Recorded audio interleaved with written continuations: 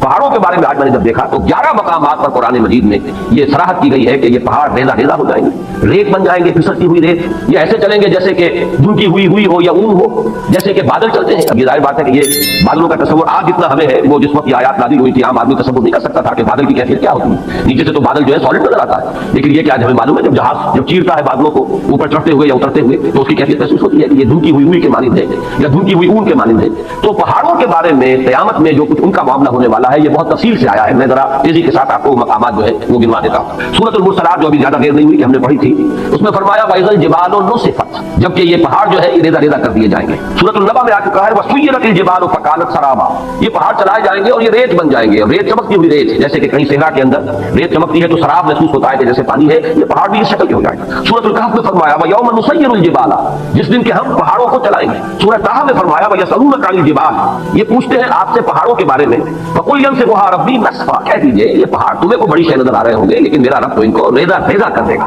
سورۃ النمل میں فرمایا وَتَرَى الْجِبَالَ تَحْسَبُهَا جَامِدَةً وَهِيَ تَمُرُّ مَرَّ السَّحَابِ، تم دیکھ رہے ہو وہ پہاڑوں کو سمجھتے ہو بڑی ٹھوس چیز ہے، یہ تو بہت ہی مضبوط شے ہے، بڑی جامد شے ہے، جمی ہوئی شے ہے، اس کے کہیں جنبش کھانے کا کیا سوال، لیکن قیامت کے روز دیکھو گے کہ یہ جیسے بادل چلتے ہیں ایسے یہ پہاڑ چل رہے ہیں۔ سورۃ الطور میں فرمایا یوم تمور السماء مورا وتسیر الجبال سیرا، جس کو زمین کانپے گی لرزے گی، یہ زلزلہ الساعہ جو ہے زمین کا کانپنا اور زمین پر زلزلہ آنا یہ تو بہت مرتبہ آیا ہے۔ وتسیر الجبال سیرا، اور چلیں گے یہ پہاڑ جیسے کہ چلتے ہیں، ایسے ہی نہیں، یعنی یہ کہ یہ کوئی محاورہ یا استعارہ نہیں ہے، بالفعل جیسے کہ چلا جاتا ہے، یہ مفعول مطلق ہے۔ اسی طرح سورۃ الواقعہ میں فرمایا اذا رجت الارض رجا وبست الجبال بسا، سورہ حاقہ میں فرمایا وحملت الارض والجبال فدکتا دکتا واحدہ، یہ زمین پہاڑوں سمیت اٹھائی جائے گی اور پھر پٹک دی جائے گی جیسے کہ پٹکا جاتا ہے ایک ہی بار، اور گویا کہ اس طرح اسے وہ چپٹی ہو جائے گی۔ اس کی لمبائی کی جو گولائی کہہ لیجیے اس وقت ہمارے علم میں ہے وہ اس کے اندر جیسے سورہ طٰہٰ میں آیا ہے لا تری فیہا عوجا ولا امتا، نہ کوئی اونچان اور نیچان نظر آئے گی اور نہ کوئی موڑ، کہیں بھی کوئی کجی نہیں ہے۔ سورۃ المزمل میں آیا ہے یوم ترجف الارض والجبال وکانت الجبال کثیبا مہیلا، یہ پہاڑ ایسے ہو جائیں گے جیسے پھسلتی ہوئی ریت۔ سورۃ المعارج میں آیا ہے یوم یکون السماء کالمہل وتکون الجبال کالعہن، یہ پہاڑ ایسے ہو جائیں گے جیسے کہ دھنکی ہوئی اون، اور یہی پھر سورۃ القاریہ میں آگے چل کر آ جائے گا وتکون الجبال کالعہن المنفوش، اون ایسی جو دھرک دی گئی ہو اور وہ بالکل جیسے دھنکی ہوئی ہوتی ہے ایسے۔ یہ میرا خیال ہے کہ اس اعتبار سے کہ زمین پر جو چیزیں ہمارے مشاہدے میں آتی ہیں ان میں سب سے زیادہ ٹھوس اور سب سے زیادہ مرغوب کن شے ہے وہ پہاڑ، بڑے جمے ہوئے ڈٹے ہوئے، لیکن یہ کہ وہ قیامت کا زلزلہ اس کے احوال ایسے ہوں گے کہ یہ پہاڑ جو ہے ریزہ ریزہ ہو کر اور یہ چلیں گے جیسے کہ بادل چلتے ہیں یا جیسے کہ دھنکی ہوئی اور وہ اس کی کیفیت اختیار کر لیں۔ آگے چل کر سورۃ الفجر میں اس کا نقشہ جو کھینچا گیا ہے وہ اور بہت واضح ہے، اس کو چپٹا کر دیا جائے گا، بلکہ سورۃ الانشقاق میں بھی آیا ہے وَإِذَا الْأَرْضُ مُدَّتْ وَأَلْقَتْ مَا فِيهَا وَتَخَلَّتْ، گویا کہ جیسے کسی چیز کو کھینچ دیا جائے گا، اگر کوئی گیند ہو اور اس گیند کو آپ کھینچیں گے تو وہ چپٹی ہو جائے گی، اس کی گولائی ختم ہو جائے گی اور وہ لمبان کے اندر بڑھتی چلی جائے گی۔ وَإِذَا الْأَرْضُ مُدَّتْ وَأَلْقَتْ مَا فِيهَا وَتَخَلَّتْ، اب ظاہر بات ہے جب کسی ایسی شے کو کھینچا جائے گا تو اس کے بطن میں جو کچھ ہے اس کی موٹائی کے اندر وہ باہر نکل آئے گا۔ وَإِذَا الْأَرْضُ مُدَّتْ وَأَلْقَتْ مَا فِيهَا وَتَخَلَّتْ، جب زمین کو کھینچا جائے گا اور جو اس میں ہوگا اسے وہ باہر نکال کر خود خالی ہو جائے گا۔ سورۃ الفجر میں نقشہ کھینچا گیا ہے جیسے کہ یہ پہاڑ اور یہ زمین کوٹ کوٹ کر ریزہ ریزہ کر کے برابر کر دی جائے گی اور پھر یہیں پر وہ حشر کا میدان یہی ہوگا، قصہ زمین برسر زمین طے ہوگا، جو اعمال اس زمین پر کمائے گئے ہیں ان کا حساب کتاب نہیں ہوگا۔ اور ایک خیال آتا ہے اللہ عالم میں اسے کسی سوچی سمجھی رائے کا جو ہے اظہار نہیں کر رہا ہوں، لیکن ان تمام چیزوں کو جمع کیا جائے تو ہمیں معلوم ہے کہ زمین کا جو اثر نیوکلیس ہے وہ تو دہتا ہوا لاوا ہے، آگ ہے۔ اگر اس کو چپٹا کیا گیا تو اس کا نتیجہ ایک نکلتا ہے جو صاف سمجھ میں آتا ہے کہ یہ دونوں طرف جو ہے زمین ہوگی اور درمیان کے اندر جو ہے اس کا دہتا ہوا لاوا جو ہے مداحل ہو جائے گا، اور ہو سکتا ہے کہ زمین کی جہنم جو ہے در حقیقت انسان کے لیے جو کچھ اس نے کمایا ہے زمین پر اس کا حساب کتاب بھی نہیں ہو اور یہیں سے اس کی جہنم بھی برابر ہوگا۔ مجھے وہ لفظ یاد آ رہا ہے جو امام ابن تیمیہ رحمۃ اللہ علیہ فرمایا کرتے تھے جبکہ وہ جیل میں تھے، انہیں وہاں ٹارچر کیا جاتا تھا، تکلیفیں دی جاتی تھی، تو ایک جملہ ان کا آتا ہے کہ ان جنتی معی، میری جنت میرے ساتھ ہے، میرے دل میں جو اطمینان ہے اس کو تم ڈسٹرب نہیں کر سکتے، مجھے مار لو ستا لو جو کچھ کر سکتے ہو، جسم کے ساتھ کر سکتے ہو جو کچھ کر سکتے ہو، میرے دل اور میری روح جو ہے وہ تمہاری دسترس سے باہر، اس کے ساتھ کچھ نہیں کر سکتے۔ میری جنت تو میرا وہ سکون ہے جو میرے اندر ہے، سکون ہے یا ایھا النفس المطمئنہ، اے نفس مطمئنہ، اے وہ جان جو پورے اطمینان اور سکون کے ساتھ دنیا میں اپنے پروردگار کے ساتھ لو لگا کر زندگی گزار کر آئی ہے اور اس نے بدلتے ہوئے حالات سے زیادہ تاثر قبول نہیں کیا ہے، کچھ آ گیا صبر کیا ہے، کچھ تکلیف آ گئی صبر کیا ہے، بڑے اطمینان کے ساتھ صبر و ثبات کا مظاہرہ کیا ہے، کچھ اللہ کی طرف سے آسانی اور کشادگی آ گئی، اللہ کا شکر ادا کیا، دونوں حالتوں میں یکساں یہ کیفیت جو یا ایھا النفس المطمئنہ، تو اس نفس مطمئنہ کی جنت تو اس کے اندر موجود ہے، وہ اطمینان، وہ قلب، وہ سرور، وہ کیفیت جو حاصل ہوتی ہے اللہ کے ساتھ انس اور محبت، یہ ہے اصل جنت کی جو انسان کے اندر ہے۔ ان جنتی معی، میری جنت میرے ساتھ موجود ہے۔ اسی طریقے سے خیال ہوتا ہے وَإِذَا الْأَرْضُ مُدَّتْ وَأَلْقَتْ مَا فِيهَا وَتَخَلَّتْ وَدُكَّتِ الْأَرْضُ دَكًّا دَكًّا وَجَاءَ رَبُّكَ وَالْمَلَكُ صَفًّا صَفًّا وَجِيءَ يَوْمَئِذٍ بِجَهَنَّمَ، اب وہ جہنم بھی جو ہے اسی زمین کے شق ہونے سے اس کے اندر جو بھی کچھ ہے جو آگ ہے جو لاوا ہے وہی ہوگا کہ جو جہنم کی شکل اختیار کر لے، واللہ اعلم۔ یہ صرف یہ کہ انتقال ذہنی جسے کہتے ہیں اس کو کوئی तयक्कुन के साथ नहीं कहा जा सकता इस बातों को, लेकिन इन तमाम चीजों को जब इंसान सामने पाता है, उस पर गौर करता है, तो मालूम होता है कि इनके माबेन एक रब्त ताल्लुक जो है मंतकी एतबार से कायम होता है। तो फरमाया वइज़ल जिबाल सुय्यरत, जबकि ये पहाड़ चलाए जाए, वइज़ल इशार उत्तिलत, इशार जमा है उशरा की, उशरा जो है उस ऊँटनी को कहते हैं जो गाभन हो, हामिला हो और 10 महीने उसके हमल पर बीत चुके, गोया कि वज़ा हमल करीब थी। अब ये चूंकि ये सूरतें इब्तिदाई सूरतें हैं और इनके पस मंजर में अरब का खास माहौल और अरब के एहसासात, अहले अरब के जो एहसासात थे, बादिया नशीनों की जो उनकी वैल्यूज थी, जो उनके अक़दार थे, जो उनके सोचने के अंदाज थे, वो इनके पस मंजर में, इसलिए कि वही तो मुखातब अव्वलीन से आयात थे। अरबों के हाथ सबसे बड़ी दौलत, जैसे कि वो आज भी आपको मालूम है कि हमारे यहाँ बलोचिस्तान वगैरह के इलाके में तो दौलत किस का नाम है, माल किसे कहते हैं, भेड़ बकरियों का गल्लाही माल, तो उनके यहाँ भी यही चीजें थी असल दौलत। और ऊँट इनमें बड़ी कीमती है, और ऐसी ऊँटनी के जो गाभन है जो बच्चा देने वाली है, वो तो फिर उसके बाद दूध भी मिलेगा और ये कि एक अल्लाह ताला की तरफ से एहसान होने वाला है, तो वो इंतहाई महबूब शय थी। उसकी पूरी वो टहल और सेवा करते थे, इबादत करते थे, ऐसे नहीं कि इधर उधर खुला छोड़ दे, उसकी पूरी तरीके से खिदमत होती थी। तो वो है अशरा, 10 महीने जिसके हो गए और इशार की जमा है। फरमाया वइज़ल इशारों उत्तिलत, जबकि वो 10 माह की हामिला और गाभन ऊँटनियां जो है वो ऐसे ही फिर रही होंगी कि उनकी तरफ किसी को कोई तवज्जो नहीं होगी, जैसे कि उनकी तरफ कोई इल्तिफात ही नहीं, किसी को होश ही नहीं। ये बिल्कुल वही नक्शा जो सूरह हज के शुरू में देखा गया, यौम तज़हलु कुल्लु मुर्दिअतिन अम्मा अर्दअत व तज़अ कुल्लु ज़ाति हम्लिन हम्लहा, जिस दिन दूध पिलाने वाली माएँ भूल जाएंगी अपने दूध पीते बच्चों को। यानी इंसान के अंदर जो अवातिफ हैं, जो मैलानात हैं, जो एहसासात और जज्बात हैं, उनमें माँ की मोहब्बत और उसके अंदर जो शिद्दत होती है, जो अल्लाह ने रखी है, इसके बगैर कैसे परवरिश हो सकती है बच्चों की। फिर ये कि खास तौर पर दूध पीता बच्चा, उसके लिए जो रहमत और मवद्दत और शफ़क़त और इनायत और इल्तिफात की कैफियत है, लेकिन ये तज़हलु कुल्लु मुर्दिअतिन अम्मा अर्दअत, जिसको दूध पिलाती होगी भूल जाएगी। और ये नक्शा हमारे यहाँ आ चुका है, उजड़ी का जो हादसा हुआ था, तो पिंडी की जो खबरें आई थी रावलपिंडी शहर की, उनमें वो चीजें आई थी, आपको याद होगा कि माएँ छोड़ गई बच्चों को, भूल गई अपने बच्चों को। जब आती है वो दहशत की कैफियत और अपनी जान पर बनी होती है, तो फिर भूल जाती है। और ये गोया के किसी के जज्बात के अंदर यानी बहब हो जाने का और अपनी कैफियत ही के अंदर पूरी तरीके से खो जाने की आखिरी कैफियत है कि माँ अपने दूध पीते बच्चे को भूलता है। यही कैफियत माँ है वइज़ल इशार उत्तिलत, जबकि ये 10 माह की गाभन ऊँटनियां भी खुली फिरी होगी, फिर रही होगी, कोई उनका वाली बारिश न होगा। वइज़ल वहूश हुशिरत, और जबकि दरिंदे वहूश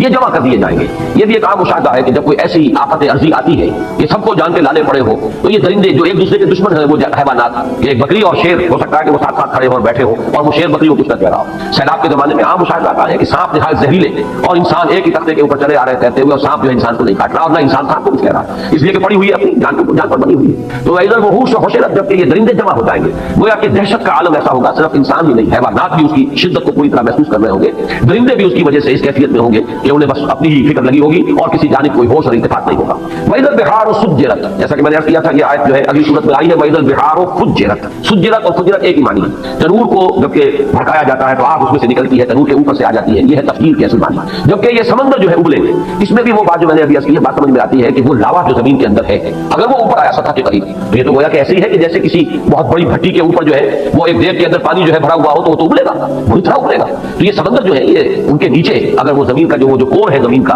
उसमें अंदर जो आग है, जो लावा है, जो हरारत है, वो अगर इस जमीन के चपटा होने की वजह से और इसके खींचे जाने की वजह से वो ऊपर आएगा, तो गोया कि समंदर जो है ये तो उन कढ़ाओं के मानिंद हो जाएंगे जिनमें पानी भरा हुआ, उनके नीचे आग दिखा दी गई। तो वही कैफियत जो है वइज़ल बिहार सुज्जिरत, वइज़ल नुफूस ज़ुव्विजत, और जब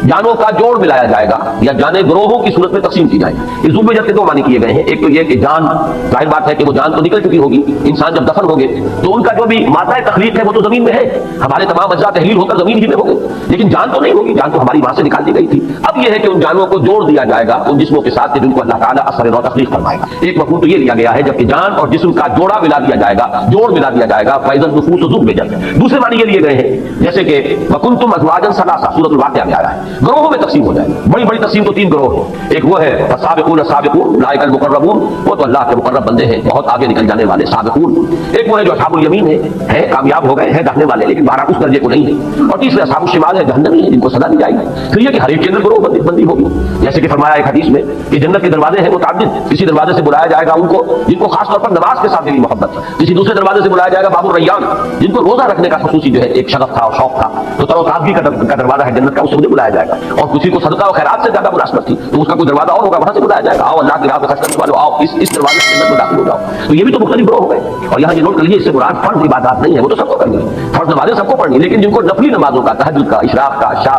اور جو بھی نمازیں چاشت ہیں، اوابین ہیں، جن کو اس سے خصوصی مناسبت ہے اور محبت ہے، ان کو ایک دروازے سے پکارا جائے گا۔ روزے جو ہے رمضان کے تو سب کو رکھنے ہیں، لیکن یہ کہ نفلی روزوں کا جنہیں ذوق ہے اور شوق سے جو رکھتے ہیں ان کو دوسرے دروازے سے باب الریان کہا گیا، تر و تازگی کا، اور بڑا اس کے اندر مناسبت ہے اس کے نام کی، اس سے کہ روزے میں آدمی سوکھ سا جاتا ہے، ہونٹوں پر پپڑیاں آ جاتی ہیں اور ویسے بھی چہرہ سوکھ جاتا ہے، ڈی ہائیڈریشن ہوتی ہے، لہٰذا ان کو جس دروازے سے اندر جنت میں داخل ہونے کی دعوت دی جائے گی وہ باب الریان ہے، وہ تر و تازگی کا دروازہ ہے، اس لیے کہ وہ جو روزے کی خشکی کہہ لیجیے یا روزے کا وہ جو سوکھ جانا ہے اور ڈی ہائیڈریشن ہے، گویا کہ اس کا جو اب یعنی بدل ملنے والا ہے وہ تر و تازگی۔ تو یہ مختلف گروہوں کے اندر اہل جنت میں منقسم ہو، پھر اہل جنت کے درجات ہیں، جیسے کہ حضور نے فرمایا کہ اگلا درجے کا جنتی اپنے سے اوپر کے درجے کے جنتی کو ایسے دیکھے گا جیسے تم زمین پر بیٹھے ستاروں کو دیکھتے ہو۔ تو اذن نفوس و زوجت کے دو معنی ہو گئے، ایک تو یہ کہ جانیں جسموں کے ساتھ جوڑ دی جائیں گی، جوڑے ملا دیے جائیں گے ہر جان کے ساتھ اس کے جسم کا، دوسرا یہ کہ گروہوں میں منقسم کر دیں گے، کنتم ازواجا ثلاثا وَإِذَا الْمَوْءُودَةُ سُئِلَتْ بِأَيِّ ذَنبٍ قُتِلَتْ۔ اب یہاں سے بات چل رہی ہے آگے، گویا کہ میدان حشر ہے، عدالت خداوندی اب لگ گئی، اس میں جو محاسبے ہونے ہیں، جن گناہوں کے اوپر پکڑ ہونی ہے، ان میں یہاں ایک بڑی جذباتی بات کا تذکرہ کیا جا رہا ہے۔ یہ وعد، واو اور حمزہ اور دال، وعد، اسی سے یہ جو اس کا مفعول ہے وعودہ، وہ بچی جو زندہ درگور کر دی گئی، جو عرب کا بدترین رواج تھا، بچیوں کو پیدا ہوتے ہی وہ گلا گھونٹ کر مارا، یا یہ کہ گڑھا کھودا اس میں ڈالا اور اس کے اوپر سے مٹی ڈال کر برابر، یہ گویا کہ درندگی کا اور شقاوت کا اور انسان کی کہنا چاہیے کہ دل کی سختی کا یہ ایک انتہائی معاملہ ہے۔ خود اپنا لخت جگر ہو ایک شخص کا کہ اپنی اولاد ہے، لیکن یہ کہ اس اولاد کے ساتھ یہ حشر کرنا، وہ جس وجہ سے بھی کرتے تھے فقر کی وجہ سے، کہ پیٹ پالنے مشکل ہے اور یہ پیٹ بڑھ رہے ہیں، ان کے منہ جو ہے جن میں کھانا ڈالنا ہے، چلو بیٹوں کو تو رکھو بیٹیوں کو دفن کرو۔ ایک یہ کہ غیرت کا ایک بڑا ایک عجیب اور غلط جاہلی تصور تھا کہ کبھی کوئی ہمارے گھر میں داماد بن کر آئے گا، یہ کیسے ہم دوبارہ کریں گے؟ تو اس سے یہ ہے کہ نہ رہے بانس نہ بجے بانسری، نہ بیٹی زندہ رہے نہ کسی کے داماد بن کر ہمارے گھر میں آنے کا تصور پیدا ہو۔ تو اس کا نقشہ کھینچا جا رہا ہے، کیونکہ جیسے میں نے عرض کیا اولین مخاطب ہے وہ اہل عرب، ان میں جن کے اندر بھی کوئی احساس انسانیت کا برقرار تھا، اس میں اسی تار کو چھیڑا جا رہا ہے کہ ان کے دلوں کے اندر یقیناً اس چیز سے نفرت ہوگی، اور اسی سے اس کے حوالے سے بات کی جا رہی ہے وَإِذَا الْمَوْءُودَةُ سُئِلَتْ، اور بڑا لطیف انداز ہے کہ یوں نہیں کہا جا رہا کہ ان سے پوچھا جائے گا کہ تم نے اپنی بچیوں کو کیوں زندہ درگور کیا، بلکہ بچیوں سے سوال ہوگا وَإِذَا الْمَوْءُودَةُ سُئِلَتْ، اور جب وہ بچی جو زندہ درگور کر دی گئی تھی اس سے سوال کیا جائے گا بِأَيِّ ذَنبٍ قُتِلَتْ، کہ کس گناہ کی پاداش میں اسے قتل کیا گیا، کیوں مارا گیا اسے، گویا کہ بظاہر کہا جا رہا ہے اس بچی سے پوچھا جائے گا، اصل میں تو ان سے پوچھا جانا ہے۔ یہاں مجھے یاد آ رہا ہے کہ ایک روایت میں آتا ہے حضرت حسن رضی اللہ تعالیٰ عنہ نے خواب دیکھا تھا حضرت عثمان رضی اللہ تعالیٰ عنہ کی شہادت کے بعد، اور انہوں نے پھر وہ بیان کیا خواب، لوگوں نے حضرت علی سے کہا کہ یہ کیا خواب بیان کر رہے ہیں حضرت حسن آپ کے بیٹے کے، تو حضرت علی نے فرمایا اس نے جو دیکھا ہے وہ بیان کر رہا ہے، اور خواب یہ تھا کہ اللہ کی عدالت لگی ہوئی ہے، اللہ تعالیٰ عرش پر ہے اور فرشتے جو ہے وہ جو ہے اس تخت کے پائے تھامے کھڑے ہیں، خود محمد رسول اللہ صلی اللہ علیہ وسلم کھڑے ہیں، اور ان کے ساتھ حضرت ابوبکر ہے، حضرت عثمان، حضرت عمر ہے، اتنے میں حضرت عثمان آتے ہیں خون میں نہائے ہوئے اور اپنا سر اپنے ہاتھ میں لیے تھے، اور وہ آ کر فریاد کریں پروردگار پوچھ ان لوگوں سے کہ انہوں نے مجھے کس جرم کی پاداش میں قتل کیا ہے، کس گناہ کی پاداش میں مجھے شہید کیا گیا ہے۔ تو مجھے وہ واقعہ یاد آ گیا وَإِذَا الْمَوْءُودَةُ سُئِلَتْ بِأَيِّ ذَنبٍ قُتِلَتْ۔ اس خواب کا بقیہ حصہ یہ ہے کہ عرش الہی تھرایا اور پھر اللہ تعالیٰ کے غضب کا ظہور اس طریقے سے ہوا کہ خون کے دو پرنالے زمین کی طرف جاری کر دیے گئے۔ اس کی تعبیر ہے جنگ جمل اور جنگ صفین، وہ حضرت عثمان رضی اللہ تعالیٰ عنہ کی شہادت مظلومانہ جو ہے یہ اللہ تعالیٰ کی طرف سے گویا کہ اس کی سزا ہے جو مسلمانوں کو ملی کہ پھر 10,000 ایک جنگ کے اندر اور شاید 74,000 ایک جنگ کے اندر مسلمان جو ہے قتل ہوئے ایک دوسرے کی تلواروں اور تیروں سے۔ تو یہ دو خون کے پرنالے تھے جو عرش الہی سے زمین کی طرف جو ہے جاری کر دیے گئے۔ وَإِذَا الْمَوْءُودَةُ سُئِلَتْ بِأَيِّ ذَنبٍ قُتِلَتْ، اور جب کہ پوچھا جائے گا اس بچی سے جو زندہ دفن کر دی گئی تھی کہ کس گناہ کی پاداش میں اسے قتل کیا گیا۔ وَإِذَا الصُّحُفُ نُشِرَتْ، اور جب کہ صحیفے کھول دیے جائیں گے، واضح کر دیے جائیں گے، اعمال نامے جس کا کہ نقشہ سورہ کہف میں جو کھینچا گیا ہے وہ تو ایسے ہے کہ جیسے کوئی ایک ہی اعمال نامہ ہے، ظاہر بات ہے کہ کوئی بہت بڑا کیبنٹ ہو جس میں ہر ایک کی فائل موجود ہو،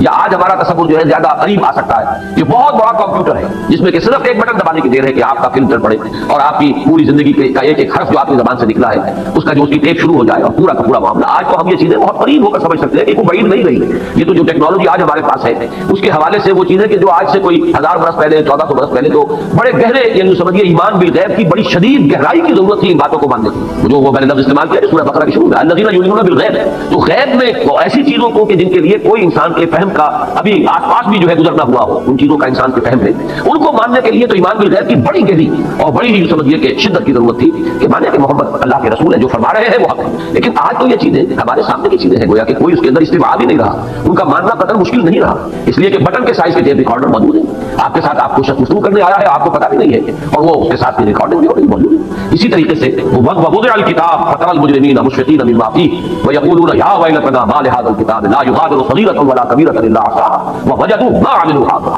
جب وہ اعمال نامہ لا کر رکھ دیا جائے گا تو پھر دیکھو گے کہ لوگ کانپ رہے ہوں گے، ڈر رہے ہوں گے اور کہیں گے، پکار اٹھیں گے، یہ کیسا اعمال نامہ ہے؟ اس نے تو کسی چھوٹی سی چھوٹی مائنیوٹ ڈیٹیل کو بھی اومٹ نہیں کیا، بڑی چیزیں بھی چھوٹی بھی سب موجود ہیں، جو کیا ہوگا اپنے سامنے موجود پائے۔ ولا یظلم ربک احدا، اور تیرا رب کسی پر ظلم نہیں کرے گا، ان کے اپنے کرتوت ہوں گے۔ آگے ہم چل رہے ہیں، وہ صورت بھی آ جائے گی کہ جس شخص نے ذرہ برابر ذرے کے ہم بدن نیکی کمائی ہوگی وہ بھی سامنے پائے گا، اور ذرے کے ہم بدن جو ہے بدی کمائی ہوگی وہ بھی سامنے پائے گا۔ تو یہ جو اعمال نامہ ہے فرمایا وَإِذَا الصُّحُفُ نُشِرَتْ، کھل جائے گا، حقیقت واضح ہو جائے گا۔ وَإِذَا السَّمَاءُ كُشِطَتْ، آسمان کی کھال کھینچ لی جائے گی، کاف اور شین اور طا، یہ مادہ آتا ہے کسی چیز کے اوپر سے اس کی چمڑے کو کھینچ لینا، چھلکے کو اتار لینا۔ تو یہ آسمان کے بارے میں یہ تصور جیسا کہ میں نے کیا کئی مرتبہ آیا ہے قرآن مجید میں کہ جیسے کہ کوئی ایسی تبدیلی آئے گی کہ اس کے اندر سے سرخی پیدا ہو جائے گی، جیسے جانور کا جب کھال کھینچ لی جاتی ہے تو گوشت سرخ نظر آتا ہے، تو وردکن کا دہان کا لفظ آیا ہے سورہ رحمان میں، ایسے ہو جائے گا گلابی جیسے کہ وہ تلچھٹ ہوتی ہے تانبے کی۔ تو یہ الفاظ آئے ہیں آسمان کے بارے میں۔ وَإِذَا السَّمَاءُ كُشِطَتْ وَإِذَا الْجَحِيمُ سُعِّرَتْ، اور جب جہنم کو خوب دہکایا جائے گا، جیسے بھٹی جو ہے وہ دہکائی جاتی ہے، دھوکی جاتی ہے، اس کی شدت جو ہے بڑھ جاتی ہے، ویسے تو جہنم میں پہلے ہی ہوگی لیکن یہ کہ اس میں اور اس کے اندر ایک جوش و خروش کی کیفیت پیدا کی جائے گی۔ وَإِذَا الْجَنَّةُ أُزْلِفَتْ، اِزلاف کے معنی کسی شے کو قریب لے آنا،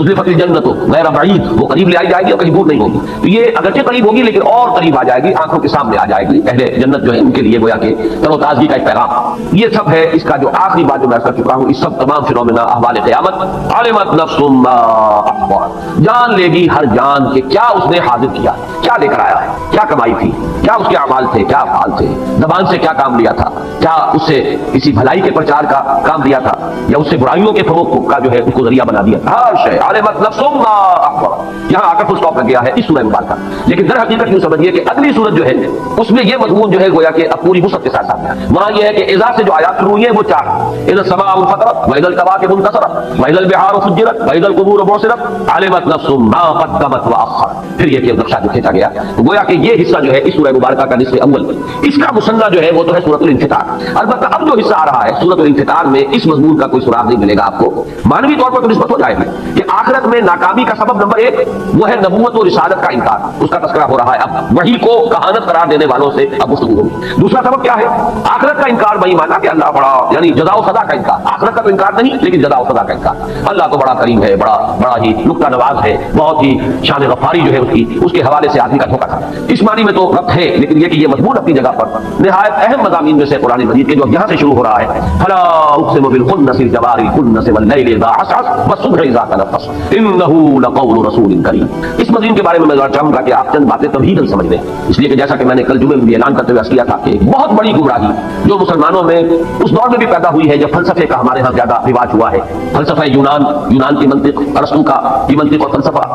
اس کی روشنی میں یا اس کی ترازو میں جب کچھ مسلمان فلسفیوں نے ابن سینا اور فارابی اور کندی ان لوگوں نے جبکہ دینی تصورات کو ان پیمانوں میں ڈھالنے کی کوشش کی ہے، تو جہاں اور بہت سے مسائل پیدا ہو گئے، جبر و قدر کا مسئلہ پیدا ہوا اور بہت سے مسائل پیدا ہوئے، انہی میں سے ایک مسئلہ تھا وحی کی حقیقت کا، جس میں بہت بڑی ٹھوکر کھائی ہے ان فلسفیوں نے بھی، اور پھر اس دور میں بھی جو ہمارا اعتزال جدیدہ کا فتنہ پیدا ہوا ہے جس میں کہ سر سید احمد خان مرحوم اللہ تعالیٰ انہیں معاف کرے، ان کی نیک نیتی پر مجھے شبہ نہیں ہے، اور مسلمان قوم کے ساتھ ان کا خلوص و اخلاص یہ بھی اپنی جگہ پر بالکل اب کوسچن ہے، اب ڈاؤٹ ہے، لیکن یہ کہ دینی معاملات میں جو انہوں نے دخل اندازی کی ہے اور خود ایک بڑے متکلم بن کر آئے ہیں اور تعبیرات جو ہے جدید پیش کرنے کی کوشش کی ہے جدید ذہن کو مطمئن کرنے کے لیے، وہ اقلیت قدیمہ تھی، یہ اقلیت جدیدہ تھی، اور ان دونوں کے نتیجے میں گمراہی پیدا ہوئی، اور وہ گمراہی وحی کے بارے میں وہی گمراہی تھی کہ جس کا یوں سمجھیے کہ ایک صدائے بازگشت میں تو کہوں گا، اس لیے کہ وہ خیال جو بھی پیش کیا تھا ڈاکٹر فضل الرحمان نے، مرحوم ہو گئے، ان کا بھی انتقال ہو گیا، ویسے ان کے بارے میں بھی جہاں تک میری معلومات ہے، میری ملاقاتیں ہیں، یہاں تو بہت کم نہیں ہے لیکن امریکہ میں کئی مرتبہ ملاقات ان سے ہوئی۔ 67 میں آپ کو یاد ہوگا وہ تھے ادارہ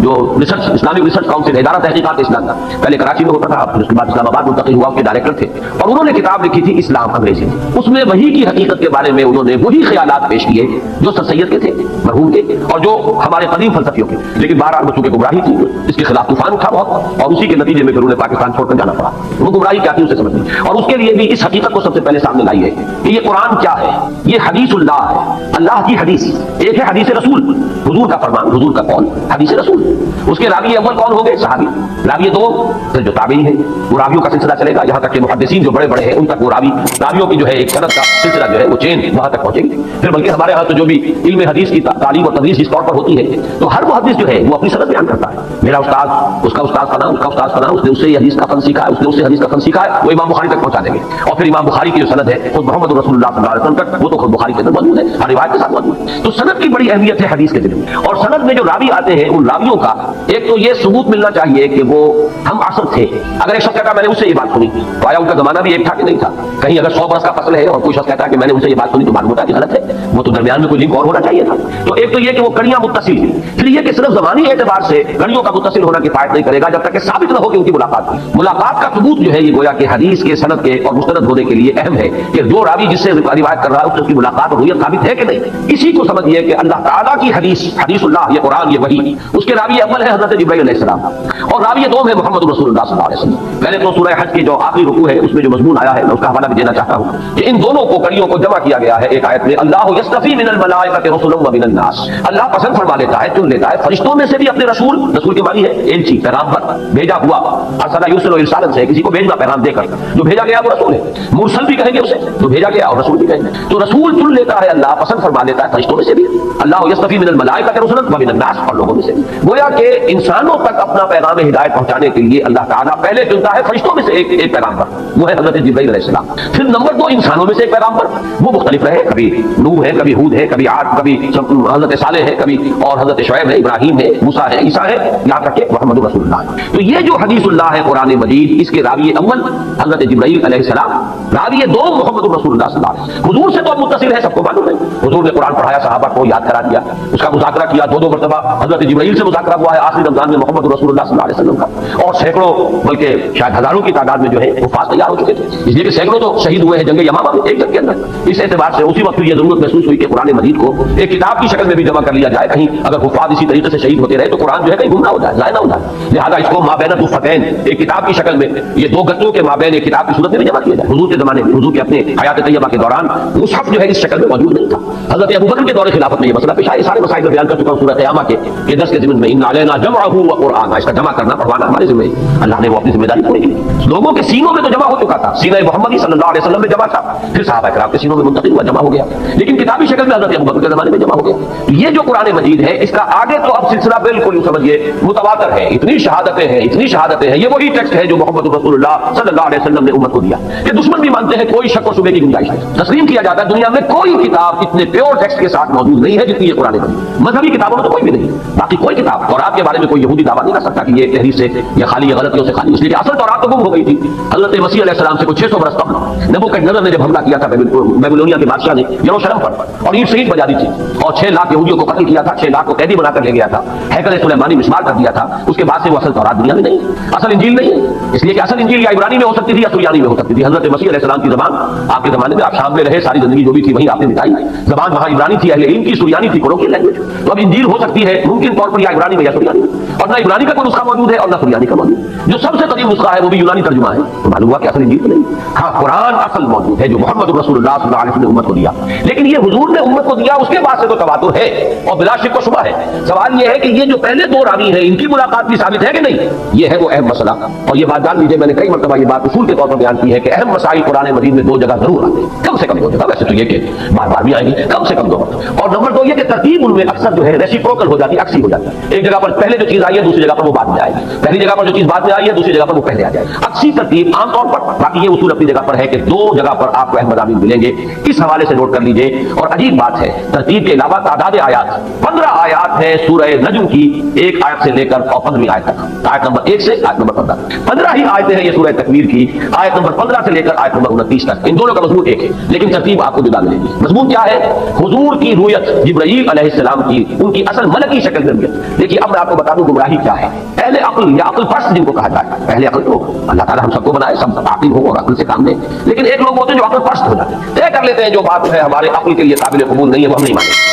इसको भी नोट कीजिए, एक है खिलाफ अक्ल, एक है बराए अक्ल। खिलाफ अक्ल शय को तो हम नहीं मानेंगे, लेकिन एक शय है बराए अक्ल जो अक्ल के दायरे से दूर है, अक्ल से मावरा है, अक्ल से आगे। जाहिर बात है कि अक्ल से आगे अगर दीन की कोई बात ना हो तो युमिनून बिल गैब की जरूरत नहीं। अल्लाह ताला की हस्ती, उसके सिफात की मिकदार, कैफियत व कबियत हमारे अक्ल से मावरा है। ये मानते हैं अल्लाह, ये जानते हैं अल्लाह हर चीज को देखता है, कैसे देखता है हम नहीं मालूम। अल्लाह की आंख ऐसी है, वो भी किसी रोशनी का मोहताज है कि उसके हवाले से देखे, माअज़ल्लाह सुम्मा माअज़ल्लाह, बस ये मालूम है वो देखता है, बसीर है, लेकिन इससे आगे कैसे देखता है नहीं मालूम। ये बराए अक्ल, ये हमें मालूम है अल्लाह सुनता है, कैसे सुनता है, क्या उसके भी कान है, क्या उसे भी साउंड वेव्स की जरूरत है, वो जाकर कान के पर्दे को छेड़े और वहां से फिर जो है वो मालूमात दिमाग को दिले। माअज़ल्लाह सुम्मा माअज़ल्लाह, जिस्म और जिस्मानियत से पाक। लिहाजा हमें कुछ पता नहीं कि अल्लाह कैसे देखता है, अल्लाह कैसे सुनता है। हम ये जानते हैं अल्लाह सुनता है, अल्लाह देखता है, समीउल बसीर। तो یہ چیزیں برائے عقل، خلاف عقل نہیں ہے۔ تو لوگ جو عقل گزیدہ ہو جاتے ہیں، عقل پرست، وہ برائے عقل چیزوں کی بھی ایسی تعبیر کرنے کی کوشش کرتے ہیں کہ جو عقل کے لیے قابل قبول ہوگا، عقل کے پیمانے کے اندر آ جائے۔ اس محدود پیمانے کے اندر ان لامحدود حقائق کو بھی اتارنے کی کوشش، اس میں ظاہر بات ہے کہ پھر ٹھوکریں کھائی جاتی ہیں۔ اہل فلسفہ کی گمراہی کیا ہے؟ اللہ کو تو وہ مان لیتے ہیں، اس لیے کہ یہ تو ماننا پڑتا ہے، کوئی نہ کوئی علت العلل تو ہے نا،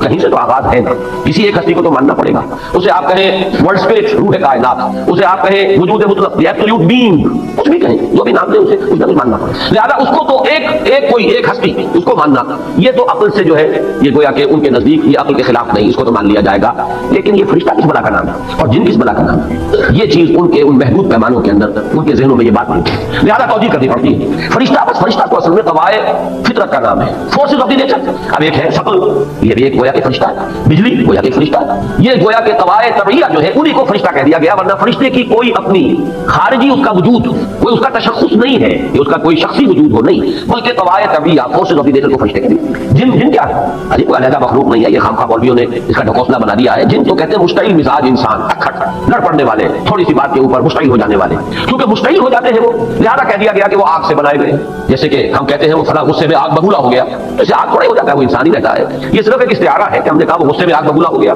ایسے ہی استعارہ کا کہہ دیا گیا ہے کہ جن جو ہے وہ آگ سے پیدا کیے گئے، ورنہ وہ بھی انسان ہے، انسانوں ہی میں سے جو اکڑ قسم کے اور جو مشتعل مزاج لوگ ہیں ان کو جن کہہ دیا گیا۔ یہ ہے تعبیرات جنہوں نے کہ ایک بہت بڑا مسئلہ کھڑا کر دیا۔ اگر فرشتے کا کوئی خارجی وجود نہیں ہے، کوئی پرسونیفائڈ ایگزسٹنس نہیں ہے، تو پھر یہ وہی کون لے کر آئے؟ اب آپ کو معلوم ہے کہ ایمانیات ثلاثہ میں سے توحید، ایمان باللہ، ایمان بالرسالت، ایمان بالآخرہ، جماعت، تو ایمان بالرسالت کی ساری بنیاد وہی پر قائم ہے۔ وہی مانے تو نبی کا سوال ہوا نا، وہی کو تسلیم کرے تو رسالت اور نبوت اور کتاب کا تصور سامنے آیا۔ وہی کی حقیقت ہے کہ جو سب سے بڑا مسئلہ بن گیا، جب فرشتہ کسی شے کا نام نہیں ہے تو یہ کہاں سے، کون ہے جو لایا؟ یہ جبریل امین کون ہے؟ یہ روح القدس کون ہے؟ یہ ہے اصل میں وہ سوال جس کا جواب انہوں نے یہ دیا۔ اب یہ نوٹ کیجئے، یہ میری بات نہیں ہے، یہ ان کا جواب ہے کہ اصل میں وہی ایک فوارے کے مانند، چشمے کے مانند قلب نبی سے ہی ابھرتا ہے، اندر ہی سے چیز نکلتی ہے، اس کا ایک کانٹیکٹ ہو جاتا ہے ذات باری تعالیٰ کے ساتھ براہ راست۔ کوئی فرشتہ بیچ میں نہیں ہے، بلکہ قلب نبی کا ایک براہ راست ربط ہو جاتا ہے اللہ کے ساتھ۔ عقل کہیے کہ جو عقل کے 9 افلاک اور عقول عشرہ کا ایک تصور ہے، یہ باتیں بڑی زیادہ تفصیل میں نہیں جان سکتا، تو وہ جو ہے 10ویں عقل، اس عقل کے ساتھ ایک کانٹیکٹ ہو جاتا ہے عقل نبی، عقل رسول کا، اس سے اس کے قلب کے اندر ہی سے ایک فوارے کے مانند ابلتا ہے یہ چشمہ جس کا نام وہی ہے۔ لہذا یہ بھی کہا جا سکتا ہے کہ یہ کلام نبی کا اپنا کلام ہے، اور یہ بھی کہا جا سکتا ہے کہ یہ اللہ کا کلام، یعنی دونوں امکانات فضل الرحمان نے بھی تسلیم کیے، دونوں امکانات سر سید احمد مرحوم نے بھی تسلیم کیے، لیکن بیچ میں سے نکالا جس کو ہے بیک بینی اور دو گوش کان پکڑ کر جسے نکال دیا وہ حضرت جبرائیل معاذ اللہ ثم معاذ۔ سر سید کا تو شعر بھی ہے، جبریل امی قرآن و پیغام نمی خواہم، ہما گفتار معشوق است قرآن کے مندارم۔ میں کسی ایسے قرآن کا طالب نہیں ہوں، خریدار نہیں ہوں کہ جو جبریل امی لے کر آئے ہو پیغام۔ میرے پاس جو قرآن ہے وہ تو میرے معشوق کا کلام ہے۔ معشوق یہ لفظ جو ہے دو معنیین ہے، اللہ کو کہہ لیجیے، میرے محبوب کا کلام ہے۔